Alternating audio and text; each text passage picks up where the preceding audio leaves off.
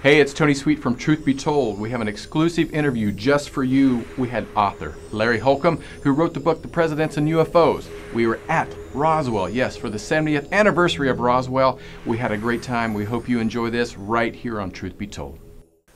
Welcome back to Truth Be Told. We're live at Roswell, New Mexico on the 70th anniversary of the Roswell crash. I'm, of course, Captain Ron with Tony Sweet, and we're very happy to have Larry Holcombe with us. Larry's written a book about the presidents, the U.S. presidents, and UFOs, and he's going to talk to us a little bit about the different major UFO events during different presidencies, and we're really glad to have him. Larry, why don't you tell us a little bit about the book? Well, the book came about because I saw a documentary when I was doing research for a novel that I was writing, a documentary on that was called UFOs, Past, Present, and Future. It was done in 1975, and it was written and co-produced by a fellow named Robert Emenegger. At the time, he was had a very high position with Gray Advertising in Los Angeles. Had done, in that position, done a number of Department of Defense films. He was also a fraternity brother of H.R. Bob Haldeman, who was President Nixon's chief of staff, as people that are old enough remember. He was asked to do a documentary by the Nixon administration. A documentary on something that people didn't know about, that had some scientific background that perhaps would help the Nixon re-election campaign. Well, what he was asked to do finally was to do a documentary on UFOs. And the documentary, when I saw it, was remarkable because the entire documentary supported the extraterrestrial hypothesis. From Nixon? Nixon was behind this? Yes. Wow. It supported that hypothesis. No countermeasures. There was the former head of public relations for the Air Force, a bird colonel, retired, walking the halls of the Pentagon and discussing a famous document called the Estimate of the Situation, standing under a portrait of General Hoyt Vandenberg, who had killed the estimate of the situation when it got to his desk. Classic. So the point is, you don't take a film crew into the Pentagon and film a documentary on UFOs unless you've got some pretty high-level connections, and they did, connections that went all the way to the White House. The idea was, we know now, that Nixon, who had a close friend in Jackie Gleason, who was also deeply involved in the UFO issue. Yep. That's deep in the subculture, sure. If you had a friend like the President of the United States and you were that wrapped up in the UFO issue, it's hard to believe that he didn't pressure Nixon to disclose, and that's exactly what he was doing with this documentary. They were told that they were, by a fellow named Paul Shartle, who was head of the Air Force Film Depository, that they were going to be given 600 feet of 16mm film of a UFO landing at Holcombe Air Force Base. And that would be the end of this explosive documentary. Unfortunately, Watergate reared its ugly head. And they pulled the plug on giving them the 16mm film. But they told Emenegger to go ahead and make the documentary. They would give him whatever support they possibly could. What we found out in doing research, that there was a great deal of conflict within the government over whether they should do this or whether they shouldn't do it. But Nixon was very powerful.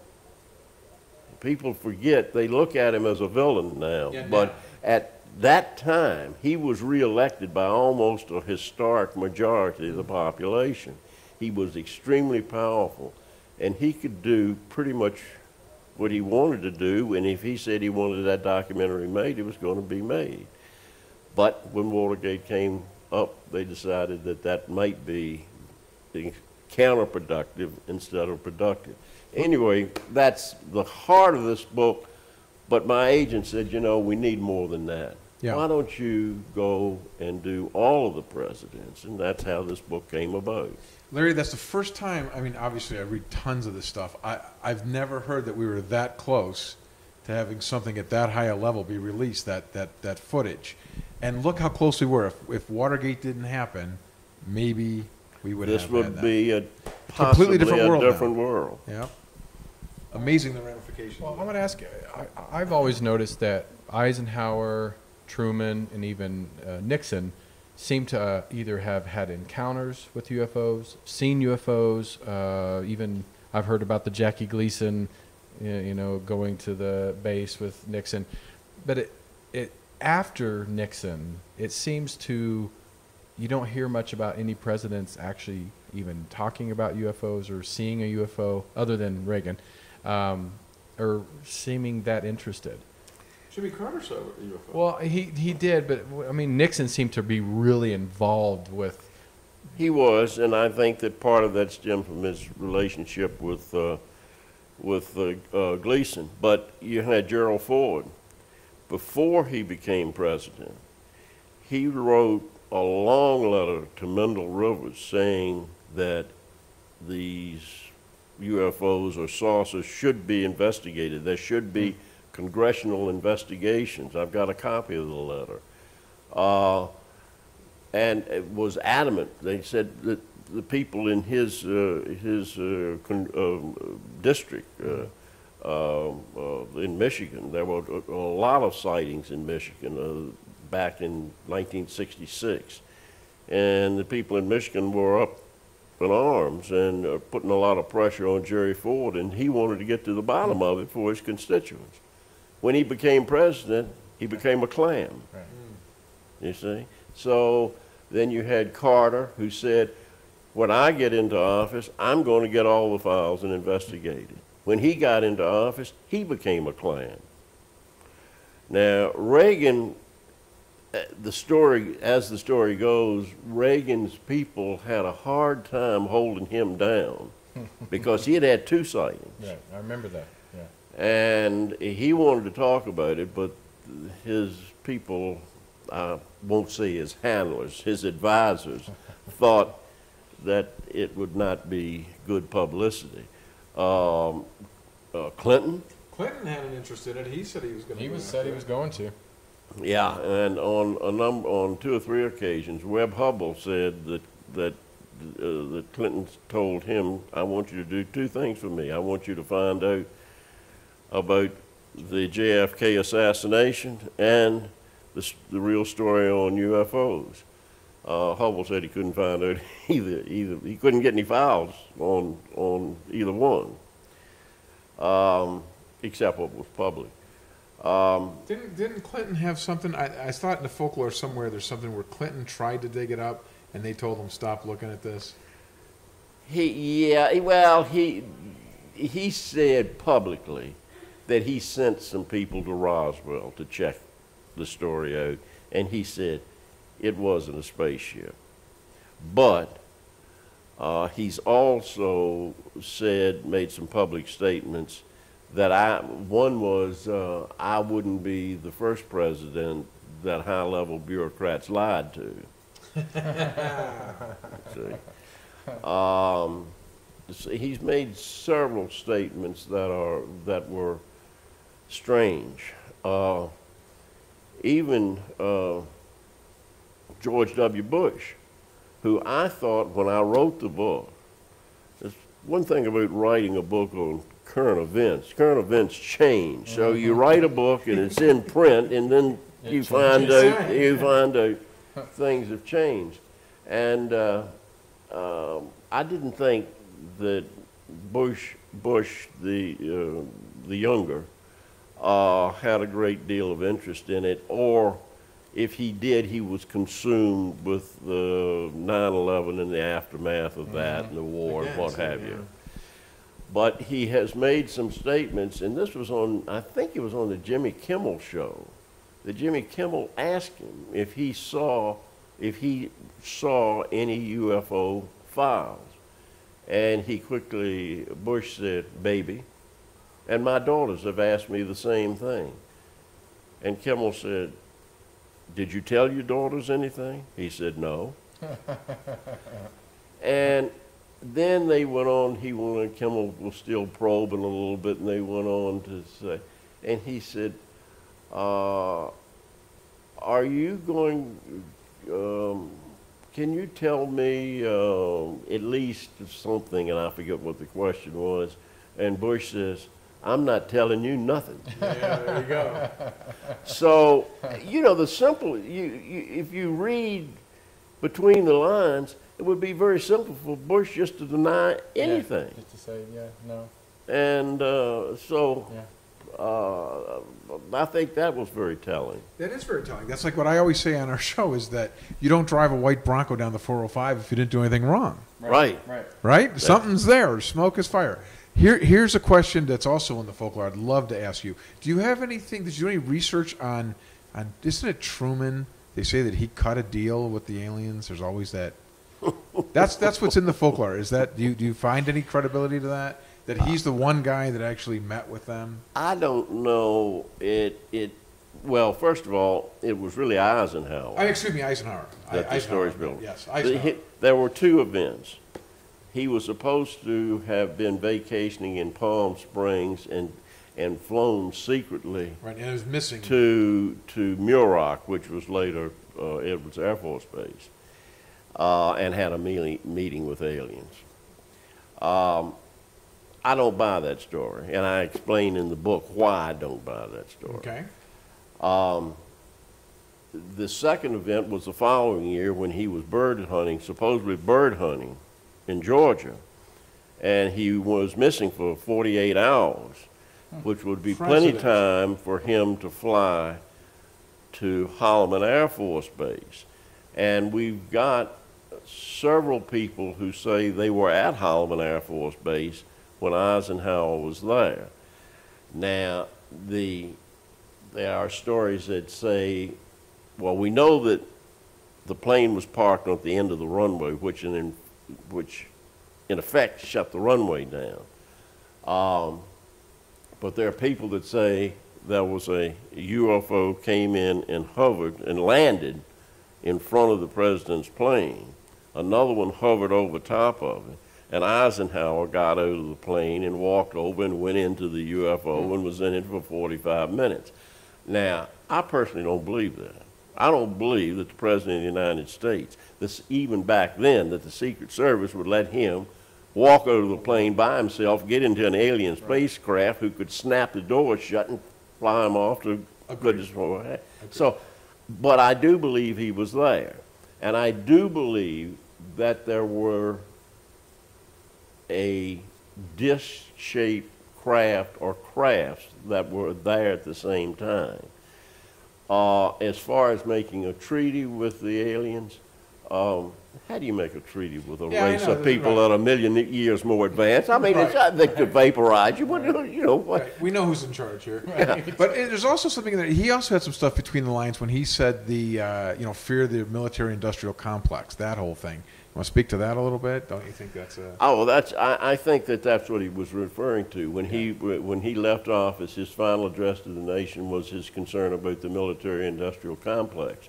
And I think what he saw happening, and I believe, and I go into that in detail in my book, that the power that Truman said would be held by the office of the president was slowly taken away from the office of the president by the intelligence community and the military-industrial complex.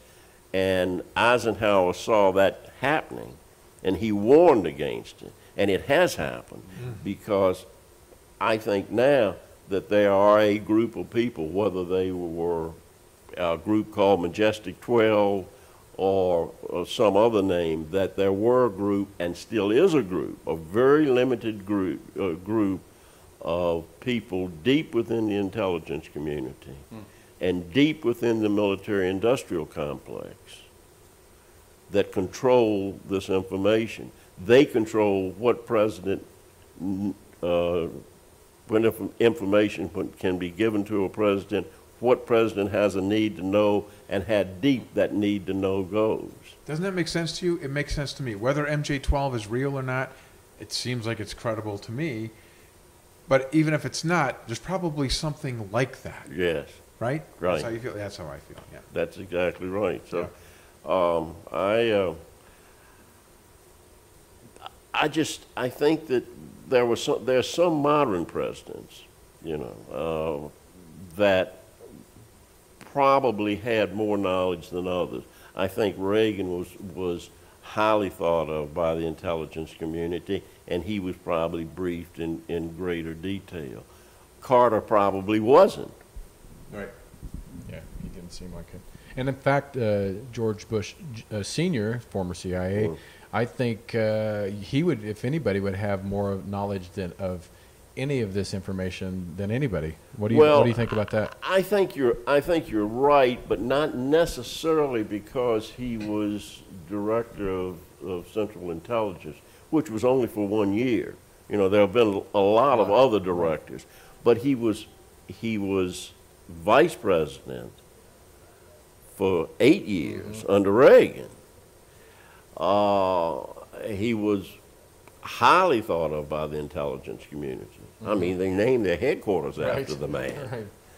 So, yeah, I think that over the years, he probably knew more than most modern presidents knew of the issue. I think Dick Cheney knows. Oh, I think Dick Cheney was the real president anyway.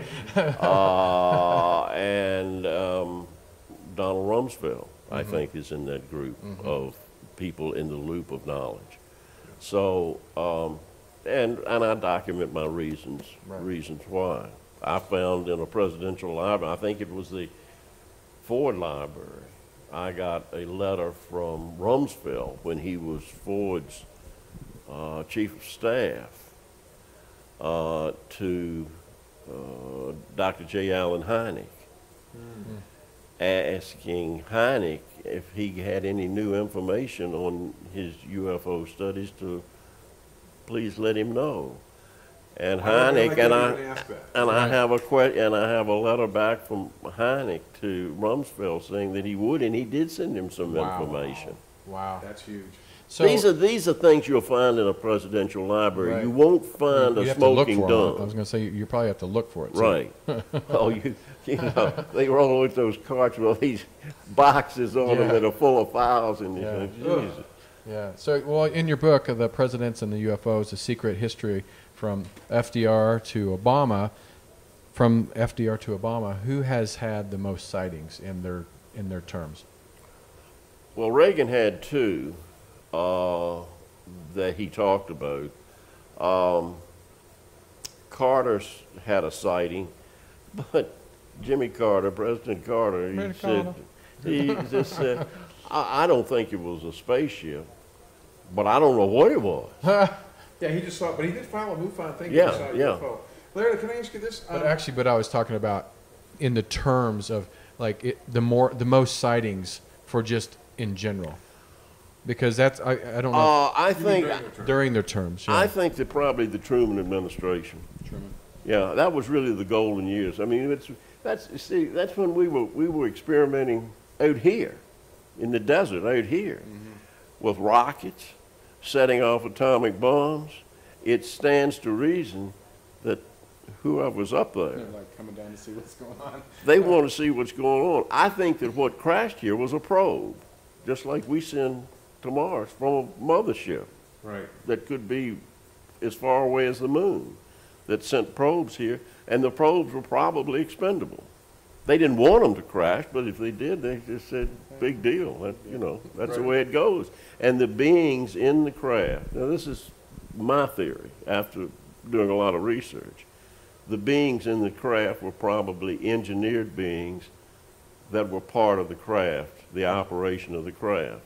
Even though they were living beings, they were probably some sort of engineered Cyborg being. kind of a thing or something, some sort of a Android. Yeah. Yeah.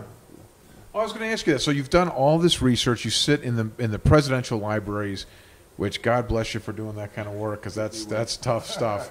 And the fact that you do that and you find these things. So after compiling all this information, going in depth, what do you walk away with? What do you feel is going on? What do you feel after seeing? Have you learned? Like, did you uncover something that you think, okay, this is what's going on?